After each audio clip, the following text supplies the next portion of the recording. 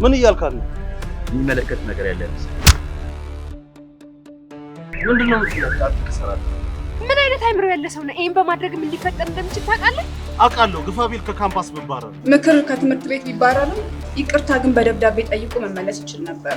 ከአንዲት ሴት ልጅ ጋር ገጥሞ ገንዘቡን እየተቀበለች አብራው እየተንዘላዘለች ልጁን አላማ ቢስ አደረገችው። የሆነውን ሁሉ አርፍጄ ስላወቅኩ ብዙ ጥፋቶችን ማዳን አልቻልኩም። በተለይ ከአንቺ ጋር ገጠመ ጊዜ ጀምሮ አድምጪ፣ ከኔ ገንዘብ እየወሰደ ለአንቺና ለቤተሰቦች ቀለብ ሰባሪ ሆነ። ከማንም አልጠብቅ በራሴ ሁለት እግር የቆምኩ ወንዶኛል። አባት እኮ አንተና ነፃነት እንድትለያዩ ያደረገው እንጂ እንድትሆን አልነበረም። ምን ካጠገቡ ምክንያት ፈጠረሽ ራቅ ያልካት? ምንድነው ያልካት? የሆነውን ሁሉ አንተ አይደለም ለኔ አይደለም። መቼም አንድ ልጅ ልጎዳ ነው። ይሄን ተረዳኝ። እንደዚህ ታረጋኛለህ ብዬ አስቤ አላውቅም። ምክር